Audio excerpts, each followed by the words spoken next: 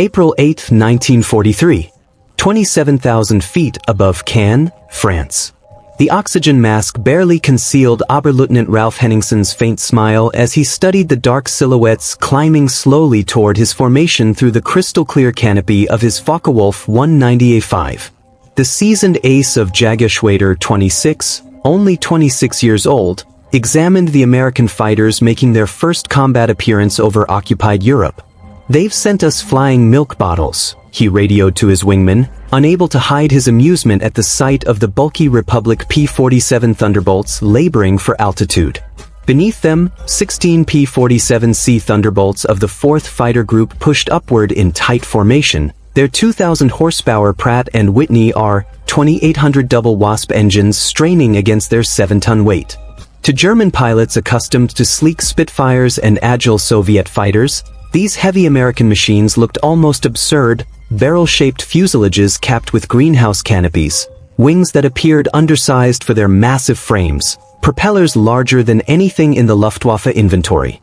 What Henningsen did not know, what none of the German pilots circling like wolves overhead could have imagined, was that they were witnessing the arrival of the aircraft that would methodically dismantle the Luftwaffe's fighter force.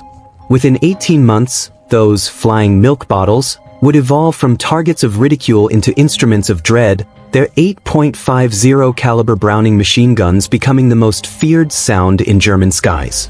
The arithmetic of destruction was already housed within those broad wings, 3,400 rounds of ammunition and a combined rate of fire exceeding 6,000 rounds per minute, enough concentrated power to slice a Messerschmitt in half in under 2 seconds. The shift began that April morning when Major Donald Blakesley, commanding the 335th Fighter Squadron, detected the German formation moving into attack position. The former Eagle Squadron pilot, recently transitioned from RAF Spitfires, understood what his men had yet to learn, that survival in the P-47 demanded abandoning everything they thought they knew about aerial combat. The Thunderbolt marked a radical break from traditional fighter doctrine. While Germany had pursued lightweight interceptors built for climb rate and turning agility, Republic Aviation produced something entirely different, a high-altitude powerhouse that relied on mass, engine strength, and overwhelming firepower to rewrite the rules of air warfare. Among the 56 American pilots scattered across the French sky that morning were men who would later become legends, future aces whose names would echo through Luftwaffe ranks. But on April 8, 1943, they were inexperienced pilots flying an unproven aircraft against the most seasoned fighter force in the world. German aviators had been in continuous combat since 1939, veterans of Poland, France, Britain, and Russia. The Americans had exactly 0 days of combat experience. This is the story of how industrial power overcame tactical finesse, how mass production and engineering innovation merged into crushing superiority, and how German laughter transformed into alarm when they learned what synchronized Browning machine guns could inflict at 400 yards. The Republic P-47 Thunderbolt was born out of urgency in June 1940. As German fighters swept across France, Alexander Kartveli, Republic Aviation's Georgian-born chief designer, received urgent requirements from the U.S. Army Air Corps. They requested a high-altitude interceptor capable of matching the Luftwaffe's finest aircraft. What Kartveli delivered instead was a machine that pushed the boundaries of possibility. "It will be a dinosaur," he told his engineering team. "But it will be a dinosaur with the right proportions." When the XP-47B prototype first flew on May 6, 1941, it stunned observers.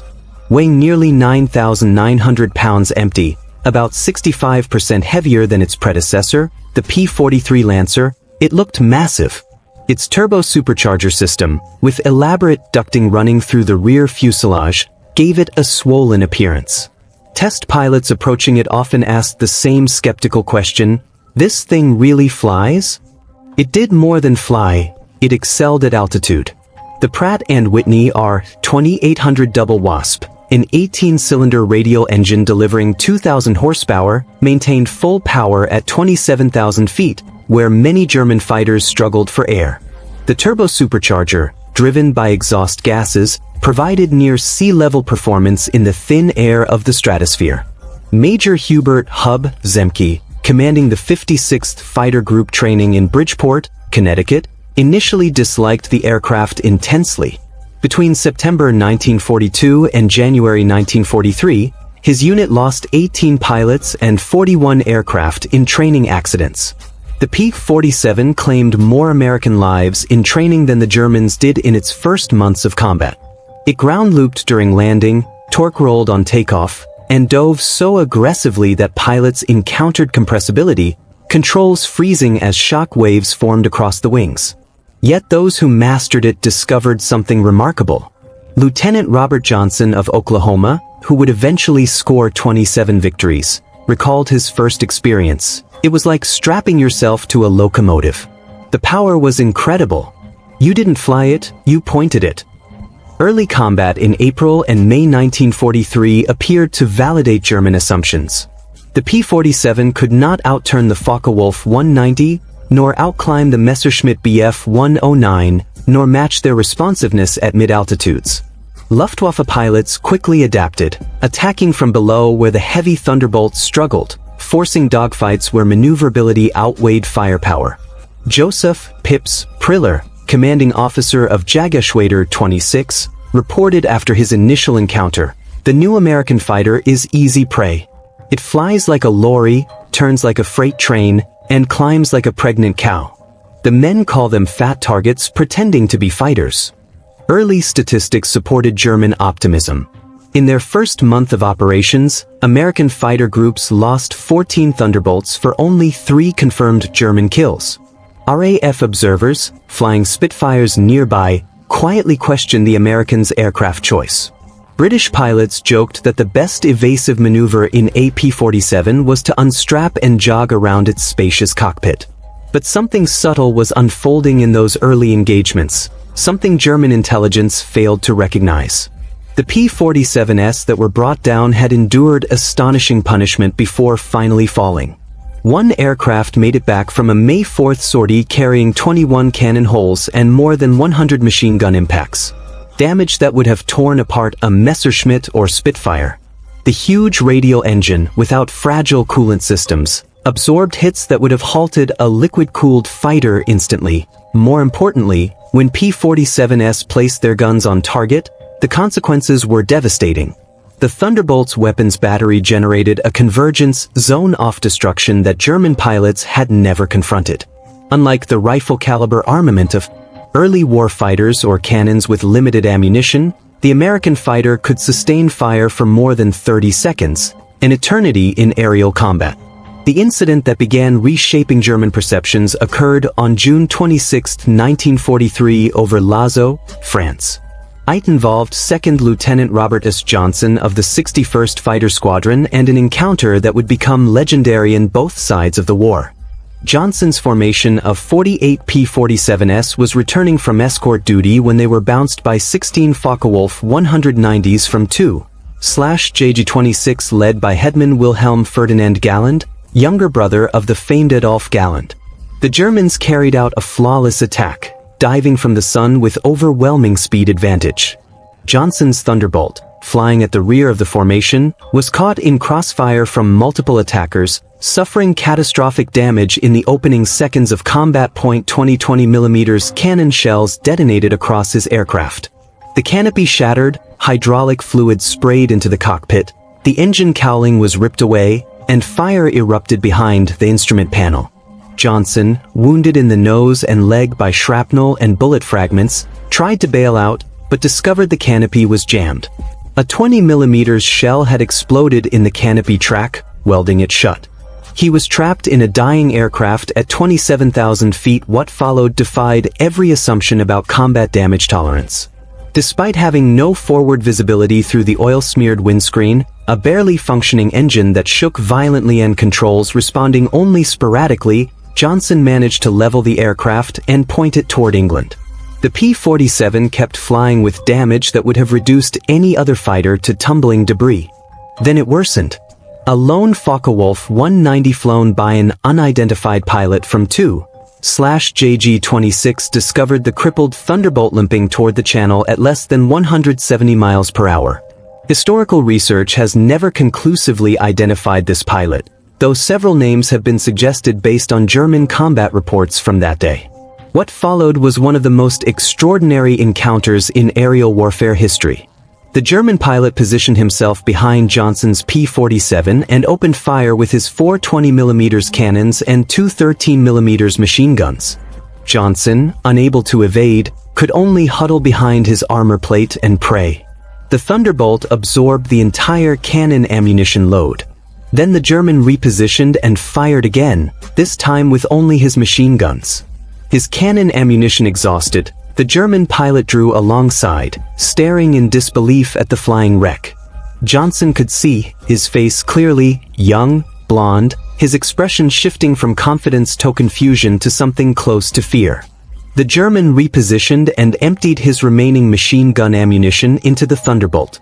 Silflu happled alongside once more, shook his head in astonishment, offered an informal salute, and peeled away, presumably out of ammunition. Johnson's P-47 landed at Manston with its engine failing on the runway. The crew chief stopped counting bullet holes after reaching 200. One cannon shell had exploded inches from Johnson's head. Another had detonated against the armor plate behind his seat. The engine had taken direct hits. The control cables were partly severed. 3 of the 4 main longerons, the structural backbone of the fuselage, were shot through. Yet the aircraft had brought him home. The survival of Johnson's aircraft sent shockwaves through both air forces. American engineers examining the wreckage realized they had underestimated their own creation. German intelligence receiving combat reports from the second Staffel of Jägerschwader 26 initially refused to believe them. No aircraft could absorb such punishment, but testimony from multiple pilots confirmed the unbelievable. The Thunderbolt had taken everything the Luftwaffe's finest fighter could deliver and survived. By July 1943, American pilots were learning to exploit the P-47's true strengths. Lieutenant Colonel Hubert Zemke, commander of the 56th Fighter Group, had uncovered the secret through harsh trial and error. Don't turn with them. Don't climb with them at low altitude. Use your weight. Use your power. Use your guns. The Thunderbolt's tremendous weight, once viewed as a liability, became a weapon that in a dive, nothing could catch it. From 30,000 feet, a P-47 could reach 550 mph, faster than any German fighter could manage, even in a vertical dive. This speed could be converted into altitude in a zoom climb that left pursuing fighters helplessly behind. Captain Walker Bud Mahurin, who would become one of the first American aces in Europe, refined what became known as the Bumanzoom tactic, though pilots nicknamed it the Thunderbolt turkey shoot. Rather than engaging in classic dogfights, P-47 formations climbed to 30,000 feet, higher than German fighters could effectively operate. When Luftwaffe fighters appeared below, the Thunderbolts rolled inverted and dived, reaching speeds that made deflection shooting nearly impossible for defending Germans. At the bottom of these dives, the American heavy machine guns spoke. German pilots who survived described it as facing a wall-off lead, the combined firepower forming an impenetrable zone of destruction. Aircraft caught in this convergence pattern did not merely fall, they disintegrated.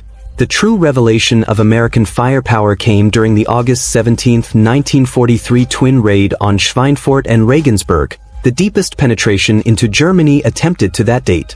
This mission displayed both the P-47's limitations, its range even with drop tanks, and its terrifying effectiveness when properly employed.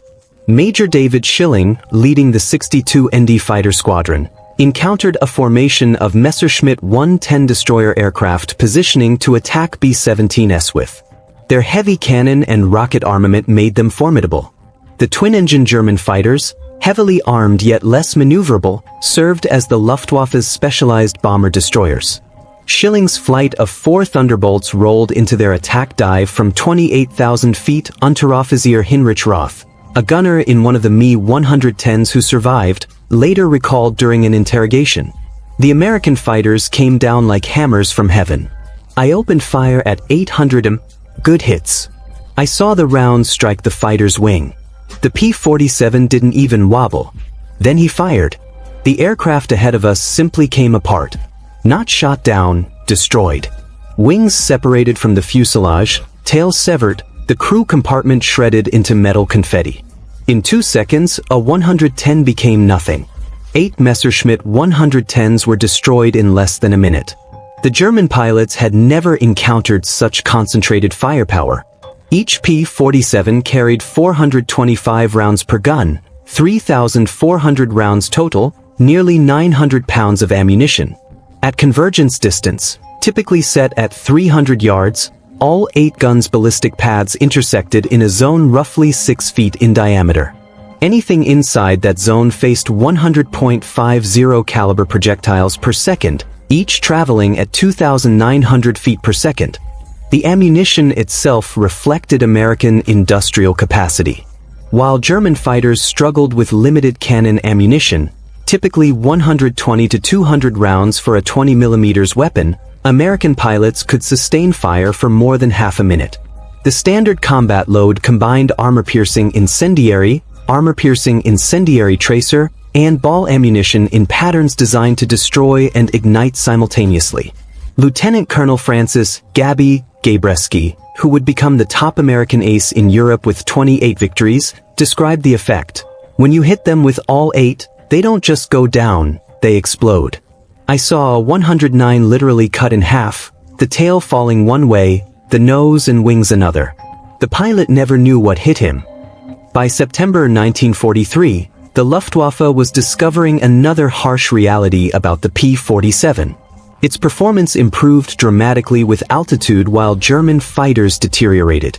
The turbo-supercharged WWII engine maintained rated power output up to 30,000 feet. German fighters relying on single-stage or two-stage mechanical superchargers saw performance degrade significantly above 25,000 feet.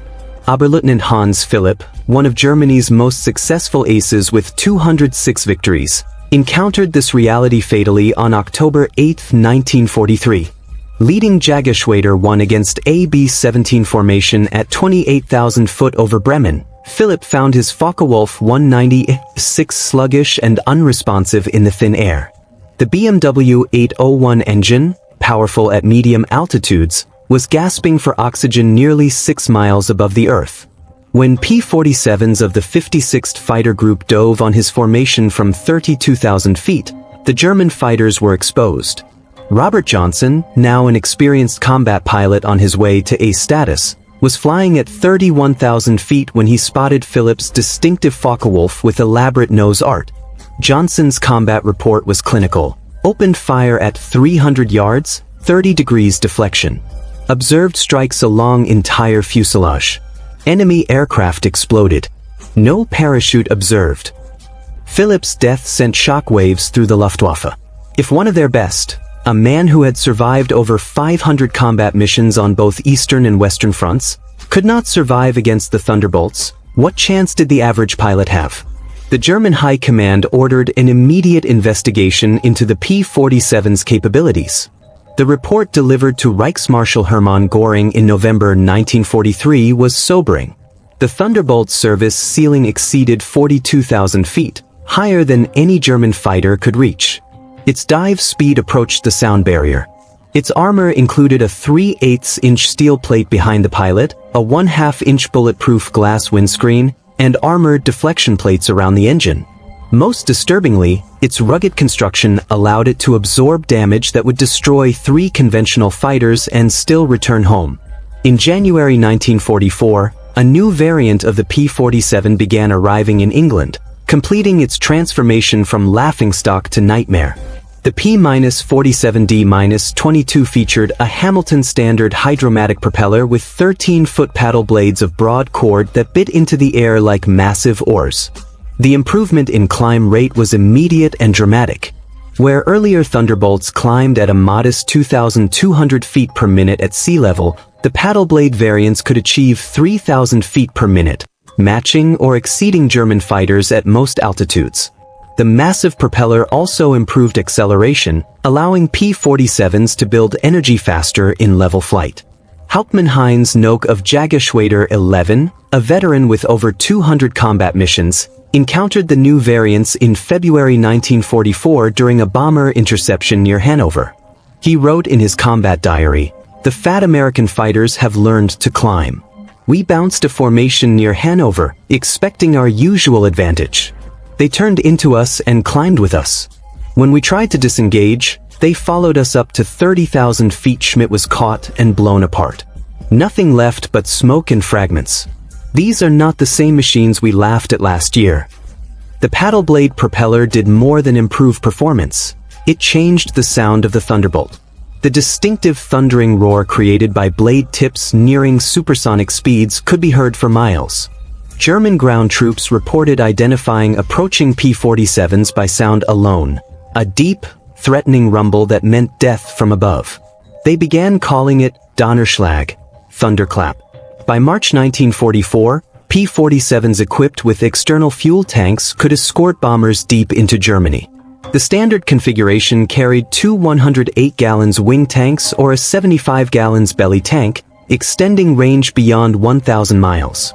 With the paddle blade propeller providing improved performance even when loaded, Thunderbolts could fight on equal terms immediately after dropping tanks. The Luftwaffe's response was to concentrate on the bombers, hoping to inflict enough losses to halt the American daylight campaign. But this required flying through the P-47 escort screen, an increasingly suicidal proposition. German pilots developed a grudging respect bordering on fear for the large American fighters. Major Gunther Rall, one of Germany's top aces with 275 victories, mostly on the Eastern Front, survived a clash with P-47s on March 6, 1944, that left him severely wounded. In a post-war interview he later said, "We spotted them above us, thick silhouettes against the sun. Someone joked, 'Here come the flying pigs.' No one was laughing half a minute later. They dropped like an avalanche, faster than we could respond. Their first pass wiped out 3 of our fighters, simply gone, turned into burning wreckage. Their guns didn't fire in short bursts like ours. They unleashed continuous streams of fire. To be caught in that stream meant instant death." The escort missions revealed another major advantage of the P-47, endurance. While German fighters flew at maximum power settings that drained fuel quickly, the large American radial engines could cruise efficiently at high altitude. Thunderbolts were able to stay with the bombers for hours, rotating top cover while still retaining enough fuel for combat and the return trip. When more P-51 Mustangs arrived in the spring of 1944 to assume long-range escort duties, P-47 units increasingly shifted toward ground attack, a role that would make them one of the most feared aircraft in the German arsenal. The transformation began in full force in April 1944 as the Allies prepared for the invasion of France. The Thunderbolt's heavy machine gun battery proved just as deadly against ground targets. Standard armor-piercing incendiary rounds could punch through the top armor of most German vehicles, while the overwhelming volume of fire could obliterate soft targets in seconds. A 2-second burst sent 160 half-inch projectiles into an area the size of a truck. But it was the addition of bombs and rockets that turned the P-47 into a true multi-role beast. The D-25 variant could carry 2 1,000-pound bombs under the wings and a 500-pound bomb beneath the fuselage, a load equal to early war medium bombers. Later versions added zero-length rocket stubs for 10 5-inch high-velocity aircraft rockets, each comparable to a 105 mm artillery shell. Oberst Hans von Luck, commanding the 125th Panzer Grenadier Regiment during the Normandy campaign, experienced P-47 ground attacks firsthand. They came in low, so low you could see the pilots' faces. The sound was terrifying. Engines roaring, rockets screaming, then the hammering crash of heavy machine guns. A column of our trucks simply ceased to exist. 20 vehicles turned into burning wrecks in a single pass. The psychological impact on his men was devastating. We called them Jabos, fighter bombers. But these were beyond that. They were flying artillery with sniper accuracy. On June 6, 1944, the Luftwaffe discovered just how completely the balance of power had shifted. More than 500 P-47s provided air cover for the invasion, forming an impenetrable shield over the beaches. German fighters attempting to reach the landing zones were slaughtered. Oberleutnant Wolfgang Fischer of Jägerschwader II, one of only 3 German pilots who reached the beaches that day, later reported, "The sky belonged to the Americans." Thunderbolts were layered from sea level up to 30,000 feet. We tried to break through at dawn, 12 fighters from our group. I was the only one who returned. The P-47s were waiting at every altitude. You couldn't climb over them. You couldn't dive under them. Their guns turned our fighters into aluminum rain. In the weeks after D-Day, P-47s methodically shattered German movement in daylight. The numbers were staggering. In June alone, 9th Air Force Thunderbolts claimed 651 locomotives, 3,847 trucks, 512 tanks and armored vehicles, and 4,553 horse-drawn vehicles destroyed. The Wehrmacht was forced to move only at night, drastically limiting its ability to respond to Allied advances. The Germans attempted every possible counter to the Thunderbolt threat. They reinforced vehicle armor, deployed additional anti-aircraft guns, and introduced new camouflage methods. None of it proved effective. The P-47's mix of speed, protection, and firepower made it nearly unstoppable. Even the feared 88mm flak guns struggled to track the fast-moving fighters at low altitude. While wreaking havoc in Europe, the P-47 was also proving itself in the Pacific theater. The 348th Fighter Group, operating from New Guinea, discovered that the Thunderbolt's qualities were perfectly suited to the vast distances and brutal conditions of the Pacific War. Colonel Neil Kirby, commander of the 348th, devised tactics tailored specifically for the theater. On October 11, 1943, Kirby led 4 P-47s against 40 Japanese aircraft over WWII, personally shooting down 6 enemy planes in a single mission and earning the Medal of Honor. Japanese pilots, accustomed to nimble but fragile American fighters, were unprepared for the P-47's blend of resilience and devastating firepower. Japanese ace Saburo Sakai, who encountered P-47s over New Guinea, later wrote, "We called them monsters. Our 20mm cannon, which could destroy a P-40 with a few hits, seemed to have no effect. I fired dozens of rounds into one Thunderbolt and watched it fly away. Their return fire was terrifying, streams of heavy bullets that tore aircraft apart." The P-47N, developed specifically for the Pacific, featured increased fuel capacity with wet wings carrying 93 gallons each, extending its range to 2,350 miles. This version would escort B-29s to Japan, proving that the short-legged fighter of 1943 had evolved into a genuine long-range weapon.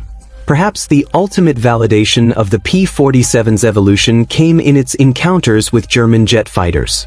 The Messerschmitt Me-262, capable of 540 miles per hour, should have been untouchable by propeller-driven aircraft.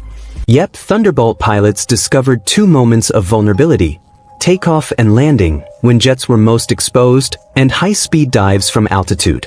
On November 27, 1944, Lieutenant Colonel John C.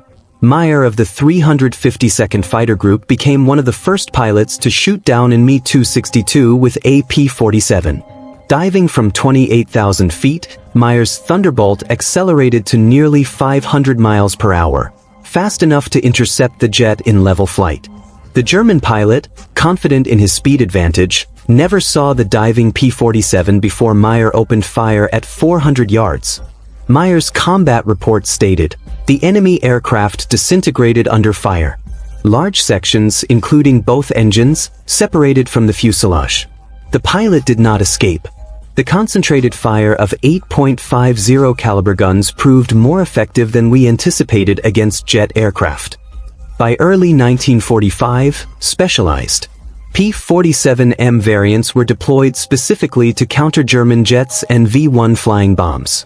With water methanol injection increasing output to 2,800 horsepower and improved aerodynamics, these ultimate Thunderbolts could reach 470 miles per hour in level flight at 30,000 feet, fast enough to intercept even jets under certain conditions. Major George Bostwick, commanding the 63rd Fighter Squadron equipped with P-47s, shot down 2 Me-262s in March 1945. His tactical report stressed firepower over speed. The jets are faster, but they cannot turn and they cannot absorb damage. One solid burst from our battery and they break apart as if made of paper. They must slow down to attack bombers. That is when we take them. The ultimate display of American industrial power came during Operation Bodenplatte, the Luftwaffe's desperate attempt to cripple Allied air strength on January 1, 1945. Nearly 900 German fighters, including many of their most experienced remaining pilots, launched surprise assaults on Allied airfields across Belgium and the Netherlands. At Y-34 airfield near Metz, home of the 365th Fighter Group's P-47s, the attack at first appeared successful. German aircraft destroyed 22 Thunderbolts on the ground along with several other planes. A captured German pilot brought to the command post pointed toward the burning wreckage and mocked, "What do you think of that?" Major George Brooking's response became legendary throughout the 9th Air Force. He gestured toward the flight line where ground crews were already clearing damaged aircraft and preparing hard stands for replacements. "By tomorrow, we will have 40 new ones. How long will it take you to replace your pilots?" The German pilot's smirk vanished. Within 48 hours, factory-fresh P-47D-40s filled the line, flown in from depots in England.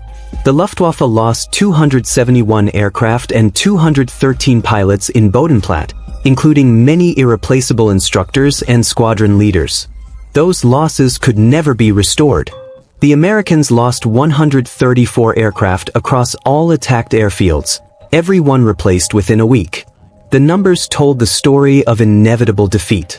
Republic Aviation built 15,683 P-47s during the war, more than any other American fighter. At peak output, the Farmingdale factory on Long Island completed one Thunderbolt every hour, around the clock. The Evansville plant in Indiana, constructed on open farmland in 1942, was turning out 500 aircraft per month by 1944. Each P-47D required 65,000 individual parts, 8 miles of electrical wiring, 2,000 pounds of aluminum, and 300 pounds of rubber. The engine alone contained 2,400 separate components machined to tolerances measured in thousandths of an inch. Yet American workers, many of them women who had never seen an aircraft before Pearl Harbor, assembled these intricate machines with precision exceeding peacetime standards. Ammunition production was equally staggering. Each P-47 sortie consumed 3,400 rounds of .50 caliber ammunition. With hundreds of Thunderbolts flying daily missions, consumption surpassed 10 million rounds per month by mid-1944. The Lake City Arsenal in Missouri, among several ammunition facilities, produced 30 million rounds monthly. Every cartridge was manufactured to tolerances measured in 10,000ths of an inch to ensure reliable feeding through synchronized gun mechanisms. Fuel consumption was immense. Each Thunderbolt burned 100 gallons per hour in normal flight and up to 300 gallons in combat with water injection engaged. The 9th Air Force alone used over 25 million gallons of aviation fuel monthly by late 1944, all transported across the Atlantic in tankers that were themselves products of American mass production. Even more impressive than aircraft production was pilot training. By 1944, the United States was graduating 30,000 pilots annually from advanced training, more than Germany had trained during the entire war. Each P-47 pilot entered combat with at least 400 hours of flight instruction, including 100 hours in advanced fighters. German pilots, by comparison, were going into battle with less than 100 total hours by the war's end. The difference was evident in combat. American pilots arrived in Europe proficient in formation flying, instrument navigation, gunnery, and tactics. They had trained against captured German aircraft, learning their adversaries' strengths and weaknesses. They understood their aircraft systems thoroughly, having studied detailed technical manuals that German pilots rarely received. Lieutenant Eugene Roberts, arriving in England in September 1944, represented the American training advantage. I had 420 hours in my logbook, including 75 in the P-47. I had fired at towed targets, practiced deflection shooting, studied gun camera footage from real combat. On my first mission, I knew exactly what to do. The German pilot I faced could not have had half my experience. It was not a fair fight. In March 1945, Oberstleutnant Joseph Priller, the same pilot who had mocked the P-47s as pregnant cows 2 years earlier, was interviewed by German propaganda officials seeking to raise morale. His remarks, considered too discouraging for publication, revealed the complete shift in German attitudes. The Thunderbolt is the finest fighter bomber ever built. Its firepower is unmatched. Weapons that do not jam, do not overheat, and do not run out of ammunition in normal combat. It carries bombs like a medium bomber, fires rockets like artillery, and fights like a fighter when required. But beyond the machine is what it represents: unlimited American production. They lose 10, they build 20. We lose one, it is gone forever. Their pilots arrive better trained than our instructors. They have fuel for training, ammunition for practice, spare parts for everything. We have nothing but courage. And courage without resources is only delayed defeat. We laughed at them in 1943. We are not laughing now. When you hear those guns, you know death has arrived. The sound haunts us, mechanical, precise, relentless. Like everything American, it is overwhelming material superiority. They did not defeat us with better tactics or braver pilots. They buried us beneath an avalanche of steel and lead. By April 1945, the Luftwaffe existed largely only on paper. Fuel shortages grounded most aircraft. Veteran pilots were dead or captured. Airfields were cratered wastelands. But even with planes and fuel, German airmen faced an impossible equation. To attack meant confronting P-47 formations that dominated every altitude from ground level to 40,000 feet. Feldwebel Klaus Bretschneider, one of the last German pilots trained in 1945, flew exactly one combat mission before the war ended. His encounter with P-47s over Leipzig lasted 12 seconds. I saw them diving from above, 4 Thunderbolts in perfect formation. I tried to turn, but they were too fast. The leader opened fire from 500 m. My aircraft shook as if struck by sledgehammers. The engine exploded, the wing tore away. I escaped by a miracle. Hanging in my parachute, I watched them wipe out my entire staff. 6 fighters gone in less than a minute. The sky rained burning aluminum and bodies. The psychological shock was total. German pilots developed what medical officers labeled Jabo fever, physical stress symptoms appearing whenever Thunderbolts were reported nearby. Veterans who had faced Spitfires and Hurricanes without fear became physically sick before missions against P-47s. The unmistakable thunder of approaching Thunderbolts triggered panic among ground troops who understood that survival meant finding cover instantly. The final statistics of P-47 operations defied belief. In Europe, 3,752 German aircraft destroyed in aerial combat. 3,315 aircraft destroyed on the ground. 86,000 railway cars destroyed. 9,000 locomotives destroyed. 6,000 armored fighting vehicles destroyed. 68,000 trucks destroyed. 60,000 horse-drawn vehicles destroyed. In the Pacific, 697 Japanese aircraft destroyed in aerial combat. 150 aircraft destroyed on the ground. 1,500 vehicles destroyed. 150 locomotives destroyed. Countless barges, ships, and installations eliminated. The 9th Air Force alone, largely equipped with P-47s, flew 213,873 combat sorties, dropped 120,000 tons of bombs, fired 135 million rounds of ammunition, and launched 60,000 rockets. Thunderbolt units achieved a 4.6 to 1 kill ratio in aerial combat while maintaining the lowest loss rate of any Allied fighter bomber. Behind these numbers stood a heavy human cost. The Luftwaffe lost approximately 28,000 pilots killed in combat against Western Allied forces. Many fell to concentrated American heavy machine gun fire. Each loss represented years of training Germany could never replace. By the war's end, the average German fighter pilot had fewer than 30 hours of combat experience. The average P-47 pilot had over 200. At the Luftwaffe Interrogation Center at Oberursel, captured Allied pilots were questioned by German intelligence. Records seized in 1945 revealed German evaluations of Allied aircraft.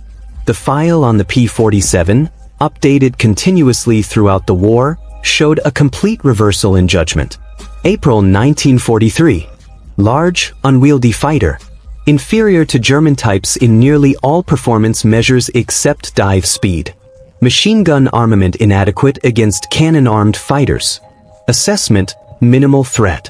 December 1943. Exceptional high-altitude performance. Extreme structural strength. Firepower increasingly problematic. Pilots displaying improved tactics. Assessment, significant threat above 25,000 feet June 1944. Dominant fighter bomber. Superior to all German types above 20,000 feet firepower devastating against every target category. Structural strength makes shoot-down extremely difficult. Assessment, critical threat at all altitudes. March 1945. Best fighter bomber of the war. Combination of firepower, durability, and performance unmatched. Pilot quality exceptional. Assessment, unserviceable in direct engagement. In 1985, at a reunion of German and American fighter pilots in Phoenix, Arizona, former adversaries met in peace. General Lieutenant Adolf Galland, former head of the Luftwaffe fighter arm, was asked about the P-47. His reply, recorded on video, captured the transformation. "We made a terrible mistake in 1943. We saw this big heavy fighter and laughed. The Americans don't understand air combat, we said. They built a bomber and called it a fighter. We were the ones who didn't understand. The Americans did not attempt to build a European fighter. They built an American one centered on production, firepower, and survivability. They understood that in a war of attrition, the aircraft able to absorb punishment and deliver overwhelming firepower would prevail. They were correct. The first time I flew a captured P-47 after the war, I understood everything. The power was astonishing. It climbed as if falling upward. The cockpit was comfortable. Visibility outstanding. Controls precise. It was a pilot's aircraft wrapped in armor. But what impressed me most was realizing that America built more than 15,000 of these complex machines while fighting a two-ocean war. Each required an engine more intricate than anything Germany produced. Yet they built them faster than we could produce simple fighters. That was when I knew we never had a chance. Those guns, we called them Roosevelt's piano because of the sound they made. Once you heard that sound, you never forgot it. Many of my friends heard it for the last time. The P-47 did not merely defeat the Luftwaffe, it shattered it. The P-47's design perfectly embodied American industrial philosophy. Brute force engineering supported by immense resources. Every component overbuilt, overpowered, over-engineered. The wing spars could carry 40,000 pounds, 3 times the aircraft's loaded weight. The engine mount endured 12 G-forces. Control cables were doubled throughout with automatic backup systems. The ammunition feed system itself was an engineering marvel. 8 separate ammunition boxes, each holding 425 rounds, fed through electric boost motors to prevent jamming during high-G maneuvers. The guns were electrically heated to prevent freezing at altitude. Each gun had its own charging mechanism and could be synchronized individually.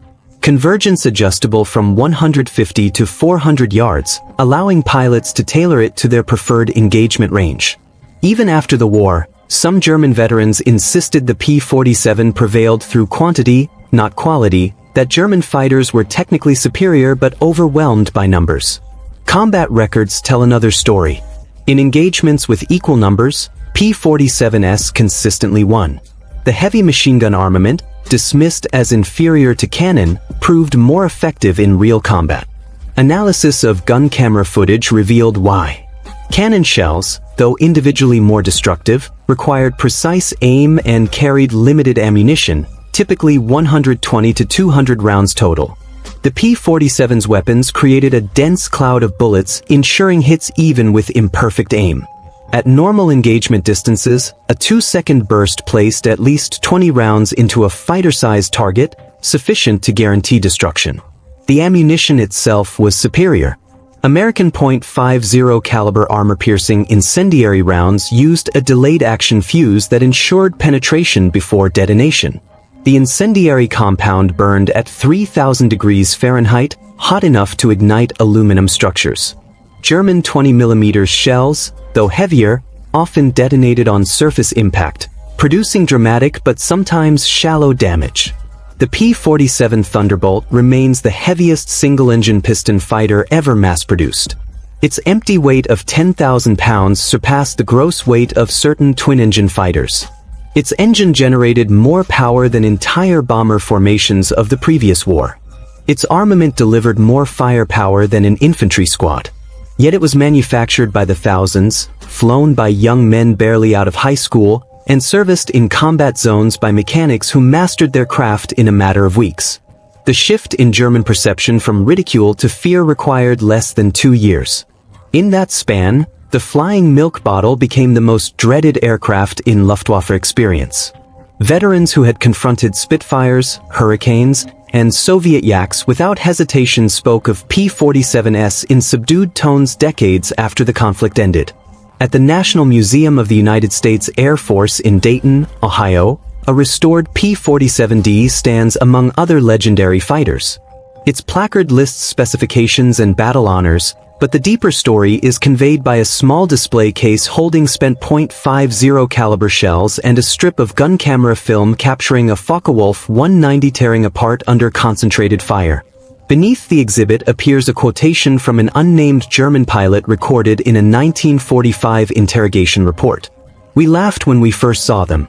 Fat, ungainly American fighters that couldn't turn, couldn't climb, couldn't fight. We stopped laughing when we understood they didn't need to turn or climb. They simply aimed those guns at you and you ceased to exist." The laughter vanished with our comrades.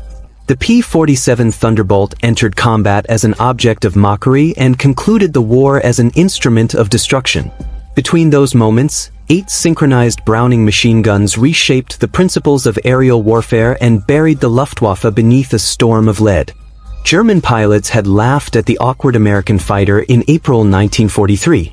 By May 1945, there were no German pilots left to laugh. The thunder had spoken, and the sky belonged to America.